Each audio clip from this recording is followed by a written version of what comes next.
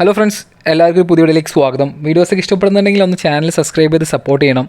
എത്ര പേര് ഇപ്പോൾ ബിഗ് ബോസ് ലൈവ് കണ്ടുകൊണ്ടിരിക്കുന്നുണ്ടെന്ന് അറിയില്ല. എന്തായാലും നമ്മളെ പവർ ടീം വലിയൊരു പണി തന്നെയാണ് നമ്മളെ ഗബ്രിക്കിട്ട് കൊടുത്തത്. പവർ ടീം എന്ന് പറയില്ല ഞാൻ, കാരണം ആ ഒരു നോമിനേഷനിൽ പവർ ടീം ഡിസ്കസ് ചെയ്യുമ്പോൾ തന്നെ ആദ്യം തന്നെ ഗബ്രിയുടെ പേരെടുത്തിട്ട് ജയിൽ നോമിനേഷനിൽ ആദ്യം തന്നെ ഗബ്രിയുടെ പേരെടുത്തിട്ട് നമ്മൾ ജിൻഡോ തന്നെയായിരുന്നു. കാരണം ജിൻഡോയ്ക്ക് അതിൻ്റേതായ കാരണങ്ങളുണ്ട്. കാരണം ഗബ്രി മെയിനായിട്ട് ബിഗ് ബോസ് ഹൗസിൽ ടാർഗറ്റ് ചെയ്യുന്നത് നമ്മൾ ജിൻഡോ തന്നെയാണ്. അതുകൊണ്ട് തന്നെ കിട്ടുന്ന അവസരം ഒന്നും തന്നെ ജിൻഡോയും പാഴാക്കാറില്ല എന്ന് തന്നെയാണ് എനിക്ക് തോന്നുന്നത്. പക്ഷേ ഇവിടെ എന്താ പറയുക, ആരും പ്രതീക്ഷിക്കാതെ ഒരു ട്വിസ്റ്റ് നടന്നത് നമ്മളെ ഗബ്രിയുടെ പാർട്ട്ണറായ മറ്റ് മത്സരാർത്ഥികൾ നോമിനേറ്റ് ചെയ്തത് നമ്മൾ നോറയാണ്. കാരണം അത് എന്തൊരു ട്വിസ്റ്റ് എന്ന് പറയാൻ കാരണം നമുക്കെല്ലാവർക്കും തന്നെ അറിയാം, കഴിഞ്ഞ ദിവസങ്ങളിൽ നോറയും ജാസ്മിനും തമ്മിൽ വലിയ രീതിയിലുള്ള വഴക്കുകളൊക്കെ തന്നെയാണ് ബിഗ് ബോസ് ഹൗസിൽ നടന്നിട്ടുണ്ടായിരുന്നത്.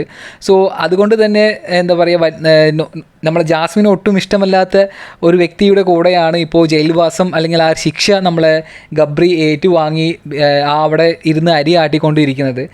ഇടയ്ക്കിടയ്ക്ക് നമ്മളെ ജാസ്മിൻ വന്ന് നോക്കിയിട്ട് പോകുന്നുണ്ട്. തീർച്ചയായും ജാസ്മിൻ ഉറക്കമില്ലാത്ത ഒരു രാത്രിയായി മാറും ഈ ഒരു രാത്രി എന്നാണ് എനിക്ക് തോന്നുന്നത്. എന്തായാലും നമ്മൾ ഈ ഒരു നോമിനേഷൻ വന്നപ്പോൾ തന്നെ നമ്മൾ ഗബ്രിയുടെ നെയിം അനൗൺസ് ചെയ്തപ്പോൾ തന്നെ അദ്ദേഹം അതിനെതിരെ റിയാക്ട് ചെയ്തിരുന്നു.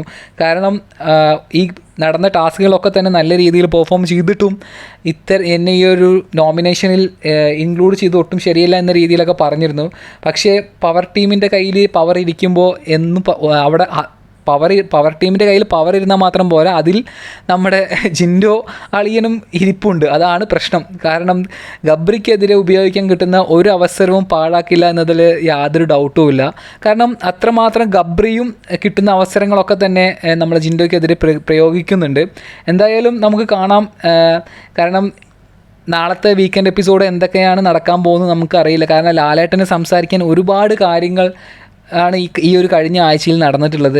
എന്തായാലും വലിയൊരു ആദ്യത്തെ പ്രോമോയ്ക്ക് വേണ്ടി തന്നെ വലിയൊരു എന്താ പറയുക വെയിറ്റിംഗ് തന്നെയാണ് ഞാൻ തീർച്ചയായിട്ടും.